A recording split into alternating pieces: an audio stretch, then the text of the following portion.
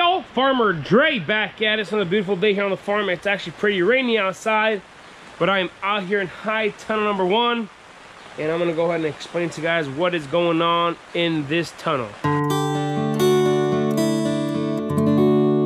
So I have a spider mite issue on these tomatoes.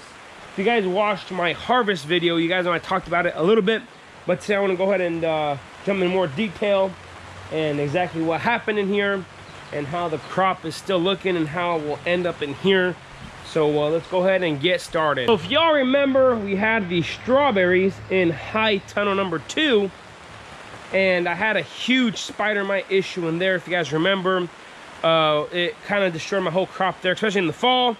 And then in the spring, you know, we had the other issues there with the flavor and whatnot. So then I really didn't maintain them, or I didn't really take good care of them, because after I figured out that the crop wasn't going to, you know, be super flavorful and whatnot, I didn't really manage it as well as I should have. And those mites carried into this tunnel here. So early on, you know, the plants were looking nice and healthy. If you guys have been following the channel from the beginning, in this tunnel, you guys know that the plants are absolutely beautiful and looking good.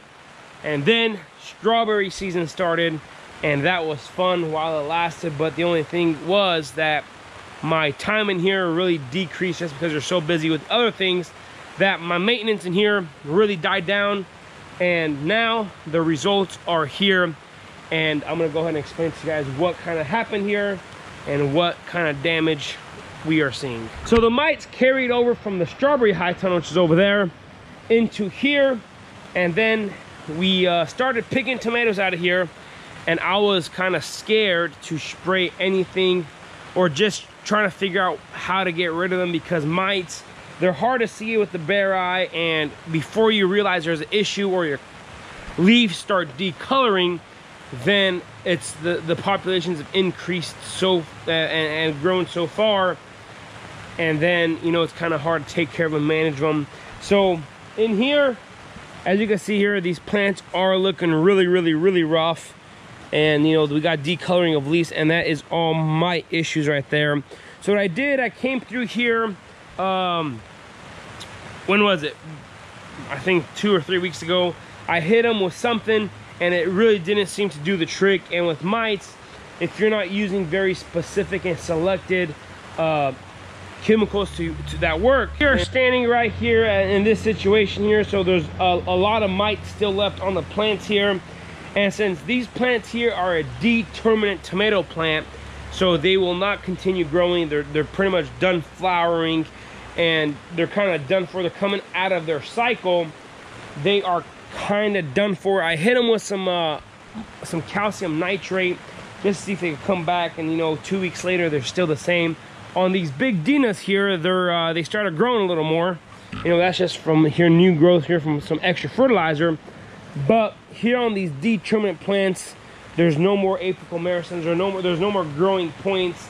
So the plants are pretty much done for. There's not much I can do to save the crop in here, or save the plants. The crop that is in here and that was on the plants is looking absolutely beautiful. I mean, look at this. Beautiful red deuce tomatoes here, absolutely gorgeous and beautiful. But the only issue with the spider mites is you have a little bit of a scaling. They're not scaling, but it kind of marks the skin of the tomatoes there a little bit. It's not too bad on these red deuce here. It's worse than worse than the Carolina Golds.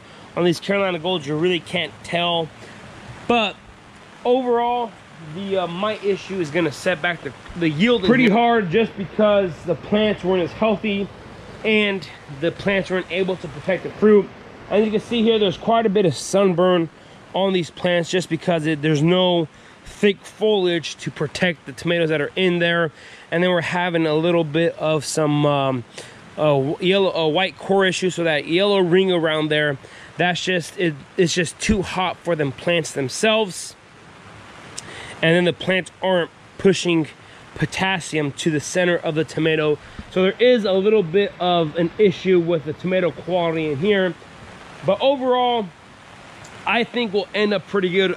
Certainly in here, we will not reach those yields that I've been wanting and been desiring, but the crop is looking really good.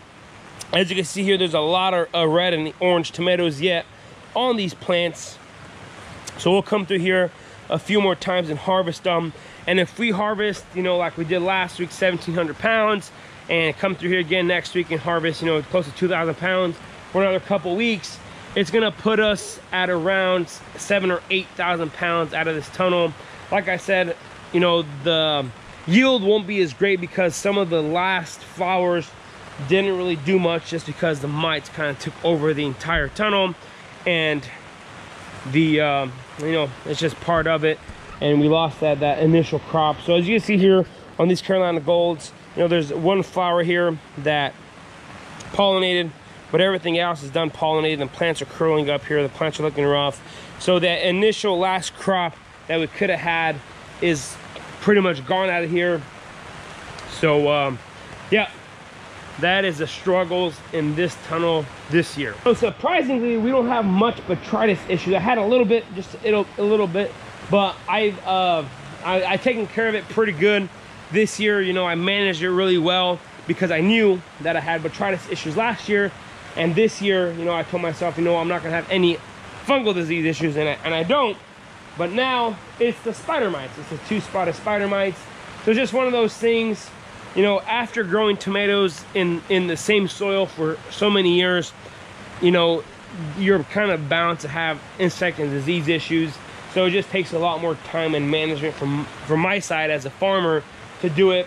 But, you know, year after year, you kind of, you once a problem occurs, you learn how to get over it and learn how to solve the problem. And of course, in farming, you know, you have more and more of that. So if it's not one thing, it's another thing. Like I said, overall, these determinate plants will yield okay. I'm not really disappointed in the yield because we'll do okay, but it's not the yield that I've been desiring and expecting. But that is just on these determinate, on the Red Deuce and Carolina Golds. Let me go ahead and show you guys these big Dinas here. And it's been a mess in here. I haven't come through here and staked them and pruned them in a long time. And I mean, we just got busy, and it's just poor management from my side.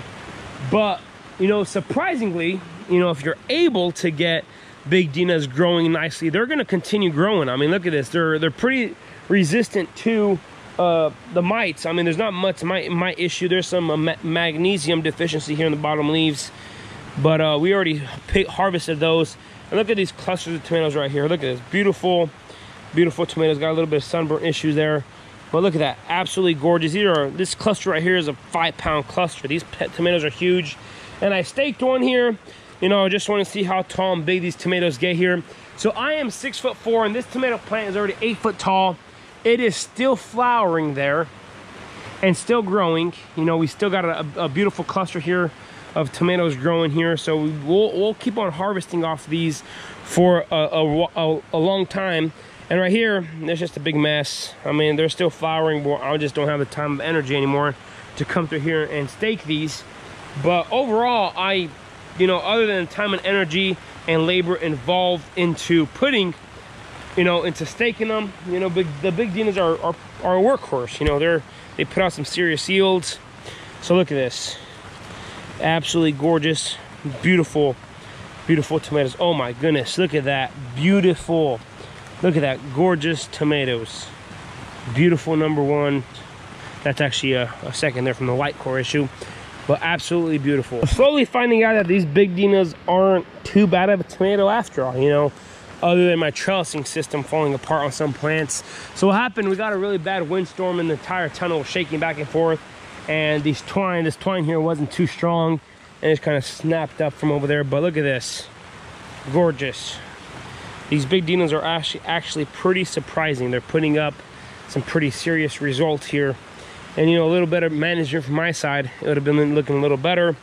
But other than that, you know, the tomatoes are looking real nice and real pretty. One thing I would say about these big Dinas, if you really pump them that fertilizer, that high potassium fertilizer, that master blend, they will grow. I mean, the size is just phenomenal. We picked close to a 2-pounder out of here on these big Dinas here.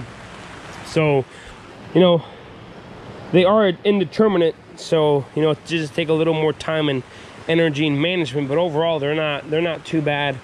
You know, they're pretty disease resistant, just because they're grown and bred to grow in greenhouses here.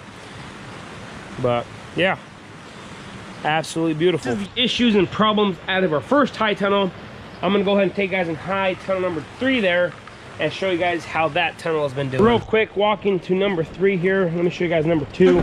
We planted this last week sometime, and apparently I learned pretty quickly that the Florida 91s are not really resistant to transplant shock.